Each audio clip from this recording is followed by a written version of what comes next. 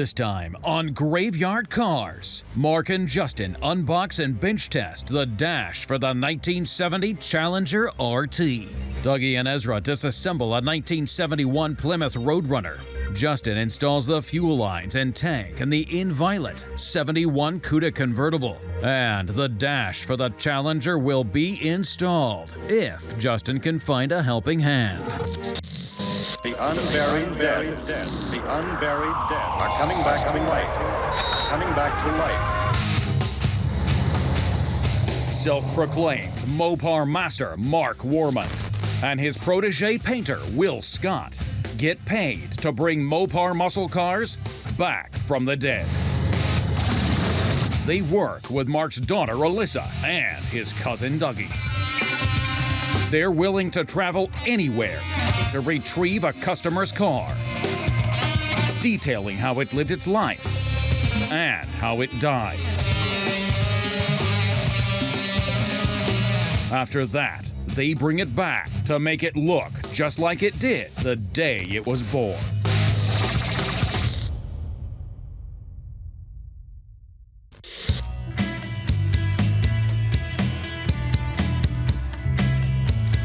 We just got our dash back from Instrument Specialties. This is an all-blue dash for our 1970 Challenger RT, 446-pack 4-speed Dana Super Track Pack, B7 blue over B5 blue guts. Justin is taking the lid off of it. I'm gonna give him a hand lifting it out. We'll put it on our test bench, make sure everything's still working like it did when it left the Instrument Specialties, and then we can install it in the car. The main sense of urgency here is the folks are gonna be out in just a couple of weeks to pick it up, and we've literally been able to do everything but the dash. So as soon as we get the dash in it, we can wrap up the few things that surround that, and then we can have a big reveal, and I think they're gonna be thrilled to death to see this car, so. All right, ready? Yeah, let's take it off there, set it off to the side. Oh yeah. Yeah. Wow. God, that's beautiful. B5, right? Yeah. When we get this out, I'm gonna show you what they do, and then I'm gonna tell you what never to do. Okay, tell me when you're ready. Good to go. Got it. Okay, let's go ahead and you go around that way. Around. I'll go around this way.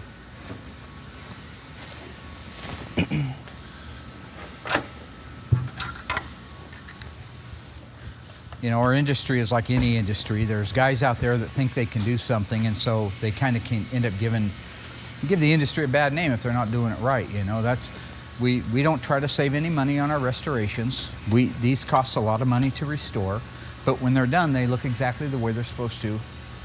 They function the way they're supposed to, and they are the way they're supposed to be. All right, we're tied in. You got it in? Yep. Great. All right. Okay, and we got a battery in. So what we're gonna do right now is we're just gonna run through a few tests. Why don't you hook the speedometer up first? And we'll go here, we go speedometer. Beautiful. About 70? So that's your little 318 in there tinkering around. Now we just put a 383 in it. We're doing 105 miles an hour. There you now go. We got the big 446 barrel 6-pack, and we're doing $150.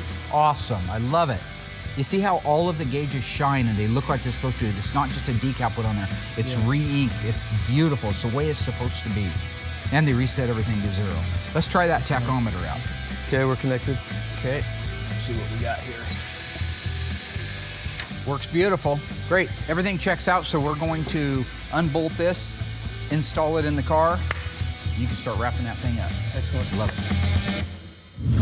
So today, Ezra and I are going to disassemble a fairly rare car. It's a 71 Plymouth Roadrunner. It's a 446-pack car. It's in pretty good condition. Even the underside of this car is real clean orange paint, no undercoating on it. So should be a pretty interesting car to dismantle. First thing we're gonna do is just pull the hood off.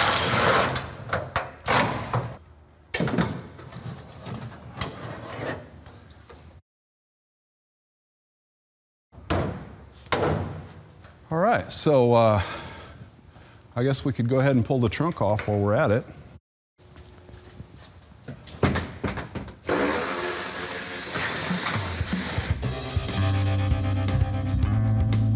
This is a 1971 Plymouth Cuda convertible FC7 in violet. We just got our stuff from Inline Tube, our brake lines, our vapor return line, and our fuel line.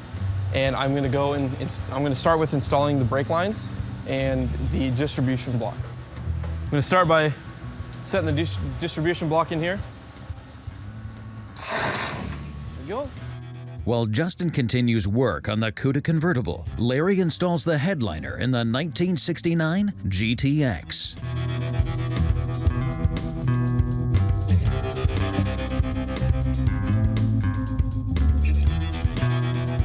So I already did like a mock-up and a pre-fit of all this stuff.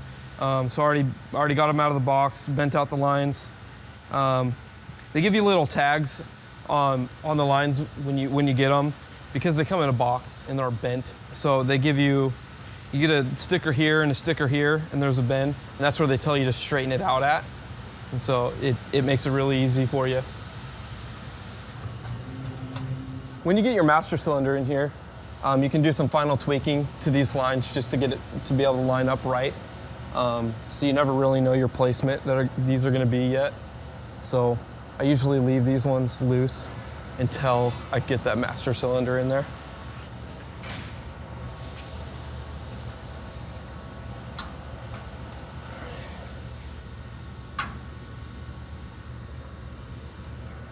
All right, and that is it for our brake lines. Now I can move on to the vapor return line and our fuel line.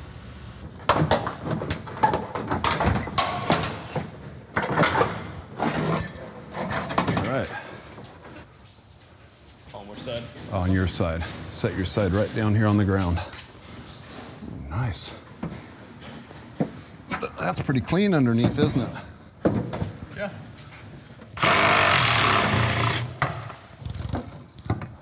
Things are pretty tight on there, huh? Yeah, they were. I didn't expect them to be that tight.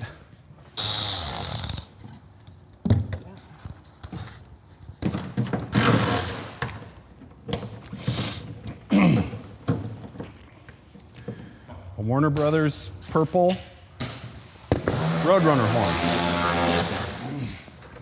Now what we want to do is get all of our wiring and everything attached to the firewall unhooked. And we'll take all these components, including the wiper motor, off here. Excellent. Okay, that's our engine wiring harness there. Oh, we'll get to that later. Okay. We have to undo the wipers and the transmission inside, and then we'll get that motor off. How do you do that? Underneath that arm is a little clip. Back here? It's right underneath, on the bottom, underneath your left arm.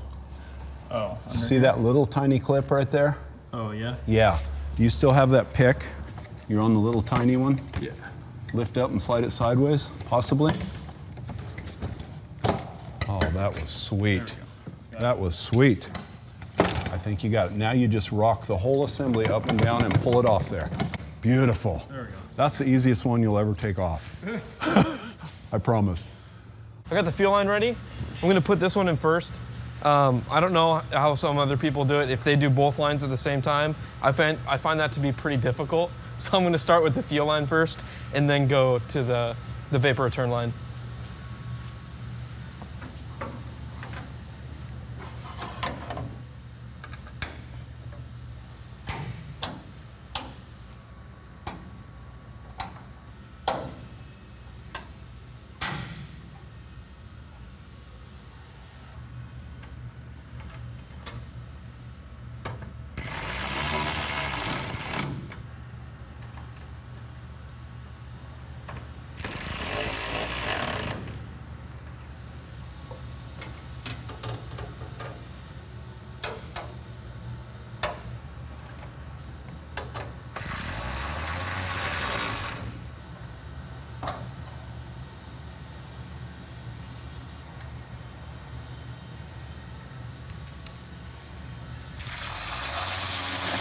All right, that's our fuel line. Now we can move on and put our vapor return line on there.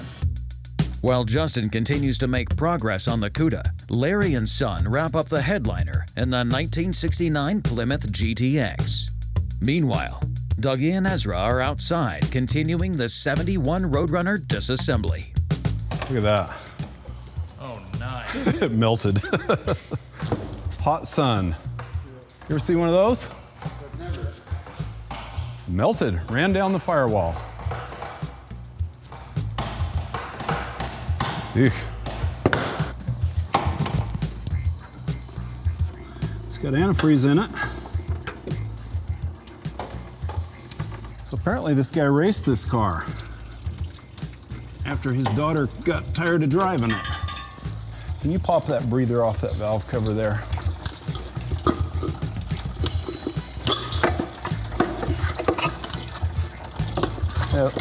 Yeah, that works. Oh, That's okay. All right. Need to unhook our throttle linkage and... Okay. So we can probably raise this up and get our front fender bolts loose. It's not coming apart too bad at all. I mean, yeah, there's been a couple little battles, but it's coming apart pretty good. So we'll go underneath and get the front end loose.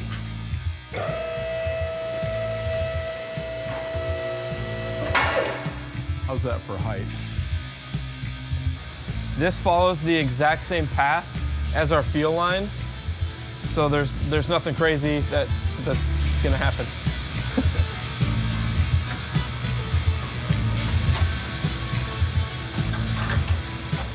Now when you get that in place, as you can see, this one's a lot shorter. You put a rubber hose on here and it comes up, and goes up that way. Use these S-clips, you put the big end around your fuel line, and then your vapor return line snaps in right next to it, or you attach it to it.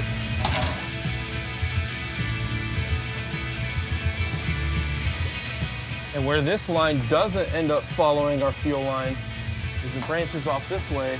Now that we got these on, we can go ahead and prep the gas tank, get our fuel sending unit in, get our gas tank mat, and put all that on, and then we can lift it up into place, put the straps on, get our J-bolts hooked up. Coming up, Justin continues work on the inviolate 1971 Cuda convertible. Dougie and Ezra dive deeper into the disassembly of the 71 Roadrunner. And Justin looks for help with the installation of the 1970 Challenger's newly arrived dash. You want to help me? Hold on.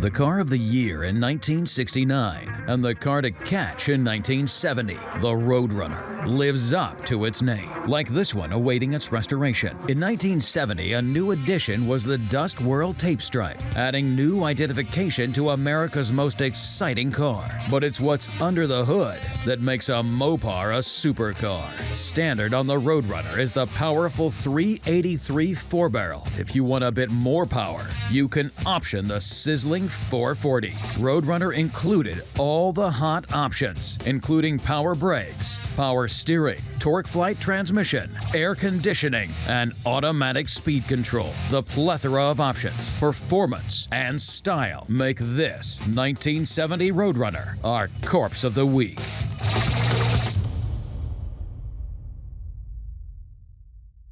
This is our fuel sending unit right here.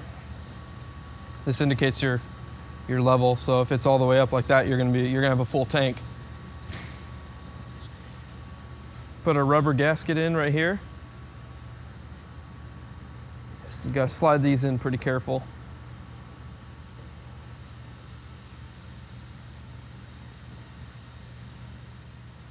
And wherever your fuel line is coming, sticking out at, your main fuel line from the car, you want to make sure that your sending unit isn't tipped a certain way that it's not supposed to be, or else you're not going to get a correct reading on your fuel gauge, and that'll be very frustrating. this little divot right here locks into this peak when you rotate it. So there's 3 of them. So you got to make sure you lock this into each one of those peaks. So you got to rotate it all the way around like that. So just keep some pressure on that. Just start tapping it into place. There we go.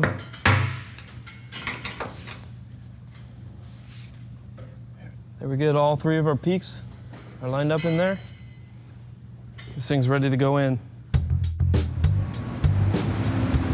Have you had a lot of experience with these hoists? Yeah. We had lifts like this in school. I might need a pry bar to get that radiator. Go ahead and pop those 2 out. What size? 7/16. I need a pry bar to get that radiator hose loose.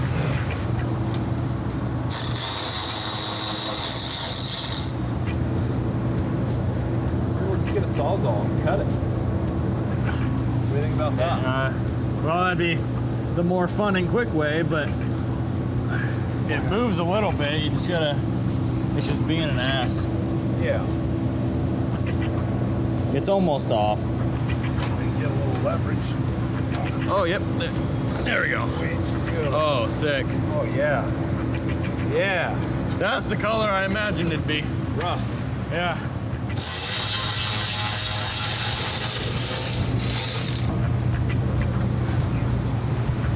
We might have to pull the bumper. Huh? We may have to pull the bumper out. Why not? Yeah, let's do that. Let's pull the bumper out.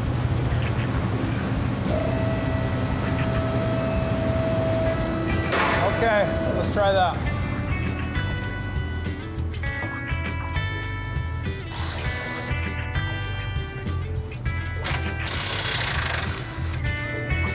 All right, the last thing we need to put on the fuel tank before we can go and lift it up into the car, just got to put the filler neck grommet in here. Just want to be careful you don't drop it in the tank, because that'll be hard getting it out. There we go. All right, now I'm going to grab our fuel tank straps and strap bolts, set them into place.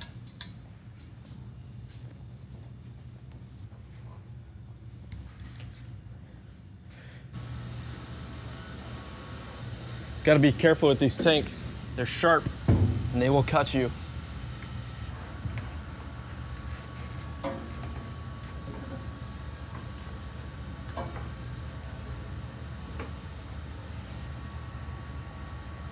Okay, I kind of got it pinned into place. Now I'm going to make some final adjustments to make sure we're lined up right. All right, so our alignment is looking pretty good. Then you can go, after you get that, you can go ahead and start getting your straps pulled into place.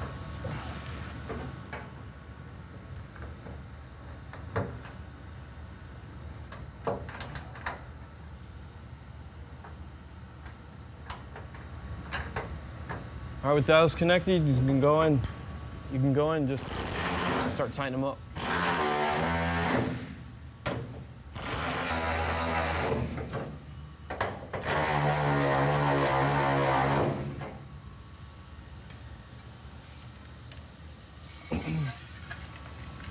Just your average deep socket isn't going to go this far, so you're going to have to get yourself a special deep socket, or else you're going to be sitting here for a long time with a wrench or a ratcheting wrench, and it's not fun.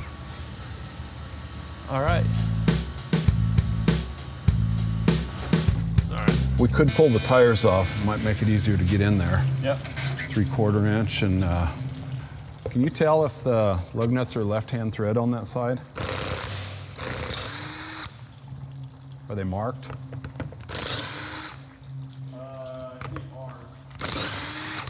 Okay.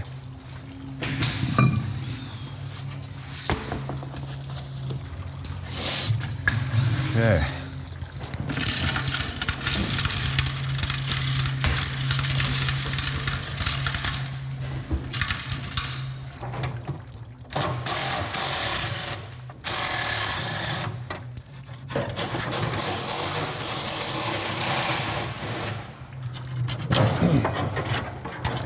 Okay. Hey, Ezra, Did Mark ever tell you the story about the time we were trying to burn off our tires? And we kept telling him that our tires were so good we couldn't burn them off, so him and his friend were going to trade tires and try that. Nope. They went to lift the tires off, and the car fell down on them, right? So 5 guys had to lift the car up off our friend's arms. Yeah, got in a hurry. They wanted to see who could burn out each other's tires, right? Okay, so we've almost got our... I think we need to raise it up and pull the radiator out. Yeah, there's nothing worse than Solvent in your eyes? Yeah, what Mark's famous for is getting you on a motorcycle, and then he'll open up your throttle all the way and put a rock in there to hold the throttle all the way open, and then he'll start it, and away you go. Yeah, right. Try to stop, right? Direct drive. If there's a wall in front of you, you will stop. Yeah, Mark's real good for stuck throttles. He likes to do that. So this little shield here has a bunch of screws that are buried under undercoating, and there's 1, 2, 3, 4, and I think clips at the top that'll pull out. So I'll get mine loose and I'll let you do yours, right?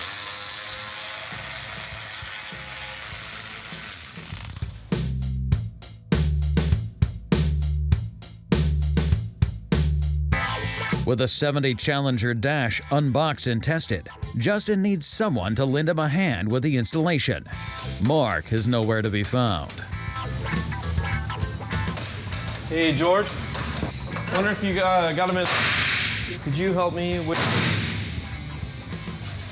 Could you possibly help me install a dash? Can you help me put in the...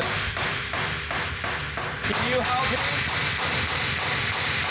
Can you help me install a dash? No? She's got no time.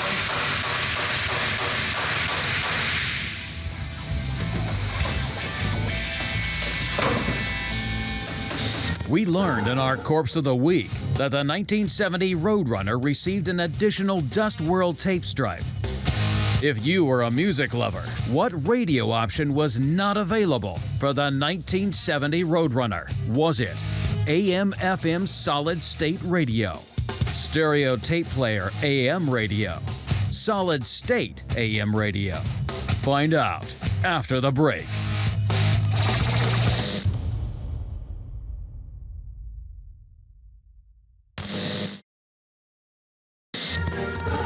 We learned in our Corpse of the Week that the 1970 Roadrunner received an additional Dust World tape stripe. And now we've asked what radio option was not available for the 1970 Roadrunner. Think you know? Well, we pulled a fast one on you, because all of these were radio options for the 1970 year. Which option would you choose?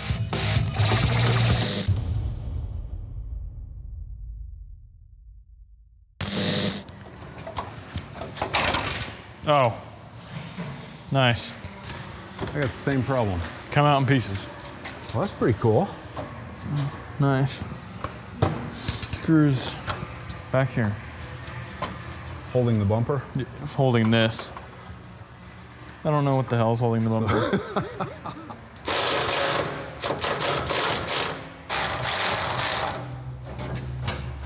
Yeah. Loose. Yeah. Okay. We've already taken the sides out in order to get to the bracket that held the bumper to the fender. Jiminy Christmas. How do they build these things? And now we're having trouble getting the bumper out because of the valance. Yeah, I think it's just this bottom piece hanging it up. So we'll need to lower it down and get those lower bolts out.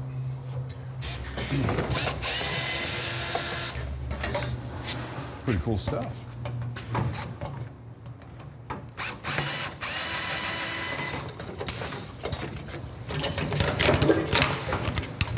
Plastic out of here. You reach yours? Without cutting myself and getting tetanus, I don't know. Yeah. without all that. Okay, now once that comes out, I think everything's ready to drop.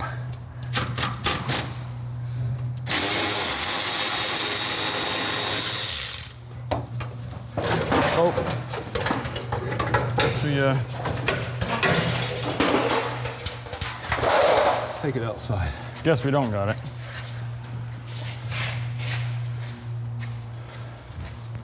Someday I'll figure out how to take a car apart.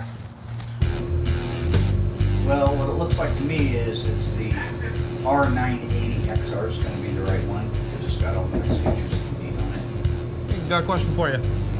Yeah, so if you can do that, get me a quote with the weights and all the stuff that I need. And we'll get back together and circle back around. Does that sound all right? Okay. No, that sounds good. Yep, I'm just looking for a final price. You ever ride dirt bikes? I used to own one. What size? 125? Nice. Yeah. You ever ride a TM400? Nope. World's fastest production motorcycle, back in 1974. I spent a lot of time on my back, as well as other. One time I was riding out across the field, just got it running again, and somebody dumped a big mound of dirt about 3 feet tall. Oh, About nice. 3 feet tall. Yeah.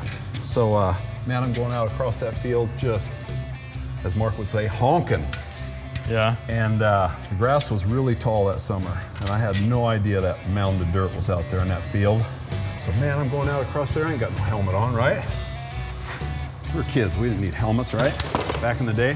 Didn't even have to wear seat belts in these cars back in the day. Right.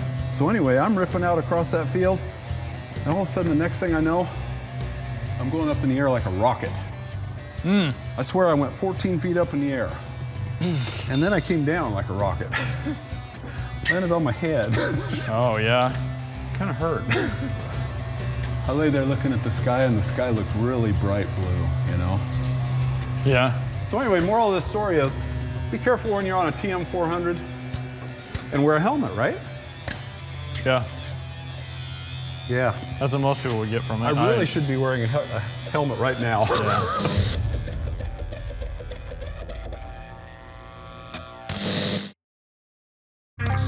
Still to come, the disassembling duo continue to tear down the 1971 Roadrunner 446 barrel. And with the 71 convertible Cuda's gas tank installed, Justin moves on to the installation of the newly arrived dash for the 1970 Challenger. But first, he needs to find someone in the shop to lend him a helping hand. You want to help me? Hold on.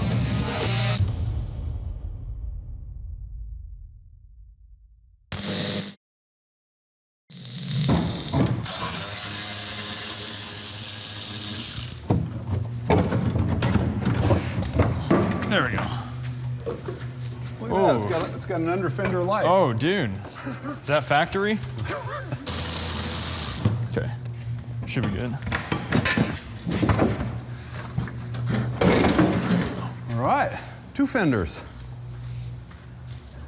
Nice. You notice the cutouts for the headers on the bottoms of the fenders?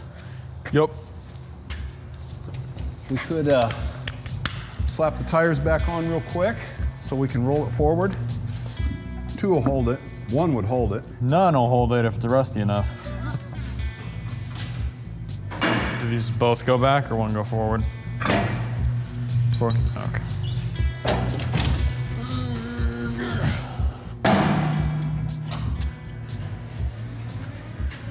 Oh, dude, nice tires. Okay, so we have a door cart here. Yep. Takes a load off our backs. So we're gonna wheel this under the door. Okay. You got it set? Yep.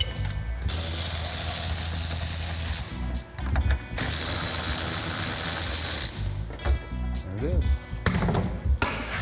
And there we go. Beautiful.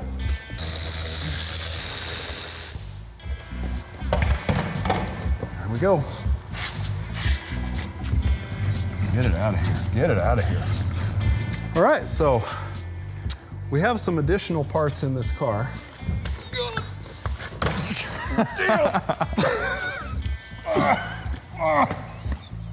Heavy parts. He left us a flywheel. Nice. And a clutch. What's up, Will? How's it going? Good, how are you? It's good. Got a question for you. Yeah, hold on a second. Do you want to help me? Hold on. 1 second. Hey, did you want to help me? 1 second. I need help installing this.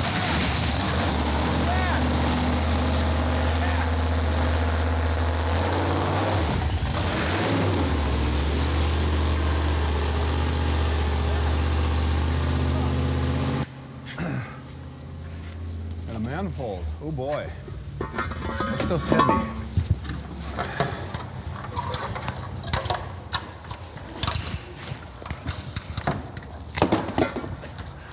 Oh, that's cool. Has the firing order right on the intake manifold. Yeah. 18436572.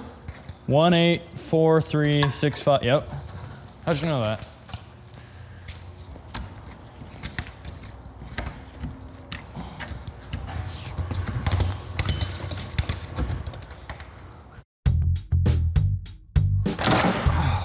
Goodness.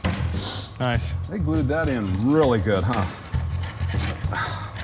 All right, so we can start working the interior out, and then we're gonna have to cut the windshield out. So we're gonna need a bunch of Phillips screwdrivers. There's one. Excellent.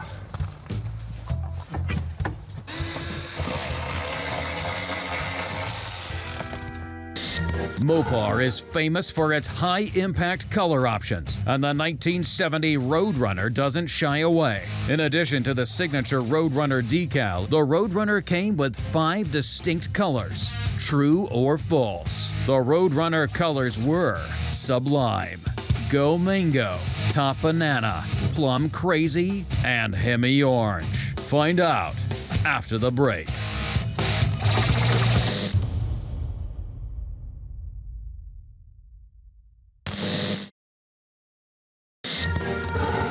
So, we've made the claim that the 1970 Roadrunner came with 5 distinct color variations. Were we telling the truth? Well, not exactly. You see, these are the 5 color variations if you were driving a Dodge. Plymouth, Chrysler, and Imperial called them Limelight, Vitamin C, Lemon Twist, In Violet, and Tour Red. If you didn't know, now you do.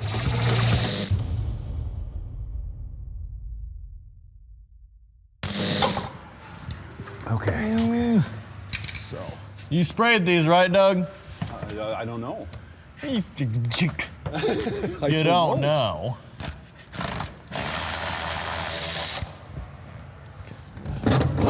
There's one more, man. Chill out. One more to go? Yeah. Is that good? Beautiful. Sweet. You did it. Here's another one for you. Is there any tag under that seat? No, but there was a tag in there. Okay. Oh, wait, I think it was on this driver's front seat, but might have fell off. After the arrival and bench testing of the 70 Challenger's dash, Justin has been searching. Can you help me install a dash? Fruitlessly for help with the install. Fortunately for him, Royal is loyal to the cause. I'll help you out. Yeah. Those guys won't help you. Thanks a lot. I know I asked everybody and they didn't want to help. Well, they didn't have time to, at least. You have time to? All right, so here it is. Nice. That's Gorgeous, very isn't nice. it? Look at all the detail. They do a really good job. Oh, that's why they're the best. Okay. All right, we can take it down and. See if I remember how to do this. It's been a while. Yeah, what's the last one you did? The last dash I did would have been the convertible Coronet. The Cornet? Oh, okay. Yeah. Wow. Yeah, that was a long time ago. Alrighty, you ready? Okay. So, Oh, yeah, this old guy ain't squatting down through there. And then up. Up. Okay. Loosen. Oh, wow. Nice and light. We got a broadcast sheet. We got a broadcast sheet. Oh, first one. Don't take it out. Just leave it. All right. So here's the driver's side. A little crusty, huh? Sick, dude.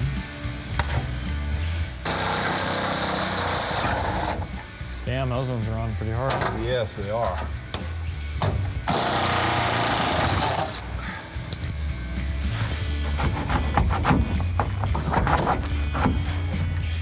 These things hang on good, don't they? There we go. Got it. Okay. What do you do with two of these? There you go. Nice. Nice.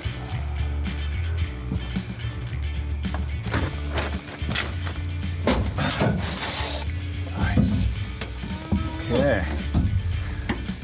All right. Moving right along. Check out those parts. Nice.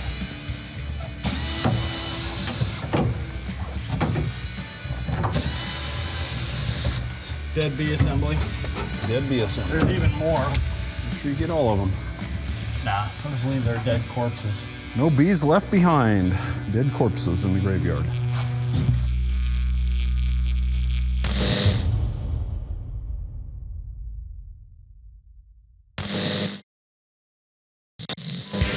Okay, so we've got the rest of the car pretty much dismantled inside the interior, and everything is loose on the top of the engine. So now we're going to put it back up on the hoist and get ready to drop out the engine and the rear end. So wish us luck.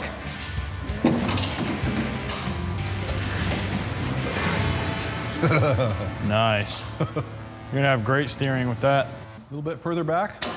Might be good, bro. Okay, go ahead and raise it up, Ezra.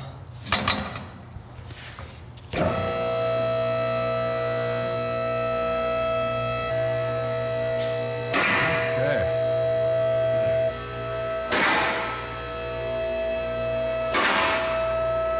A little bit more. There, right there. Oh.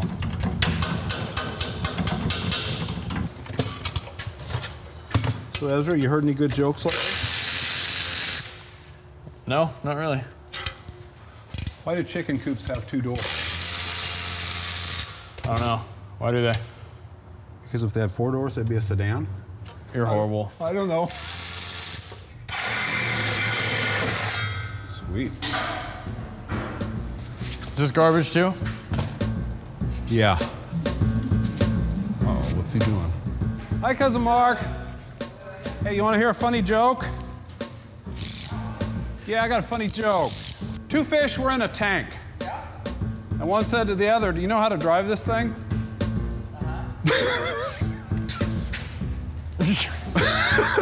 It was a Panzer.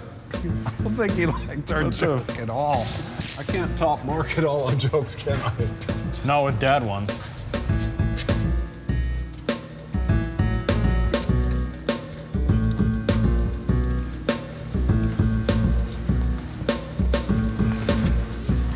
All right, I'm slotted in. Ready?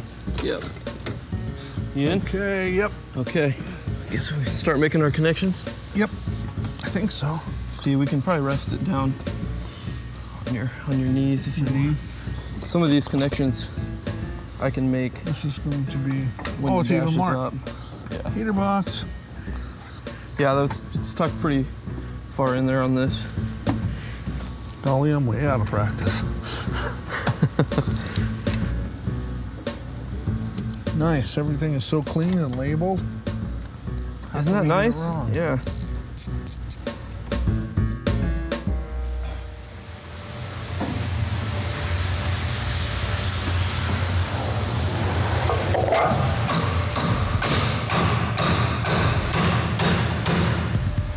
Damn, throwing sparks.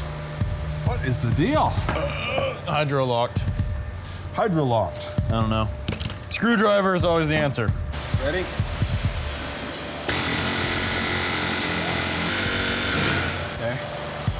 Maxed out. Rust falling off?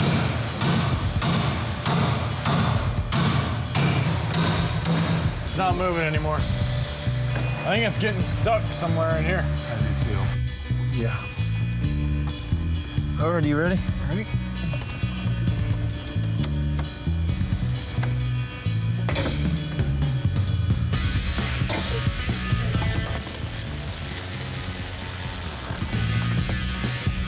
Got one. There we go.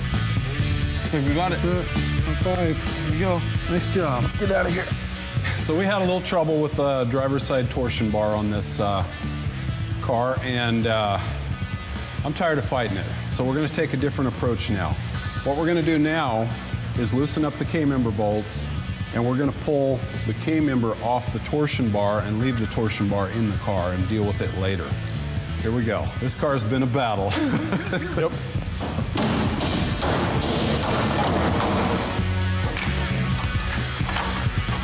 Wow, that one came out really easy. Great. Oh, so did that one.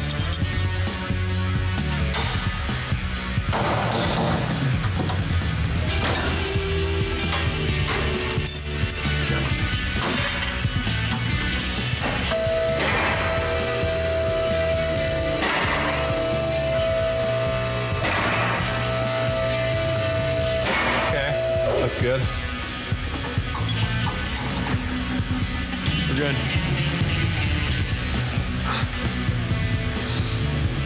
Good to go. Is there a hose? Okay.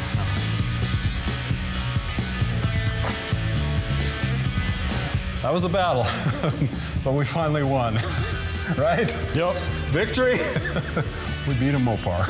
Yes. Got it. Oh, good day, Ezra. Yep. Ready to call it a day? Yep, definitely.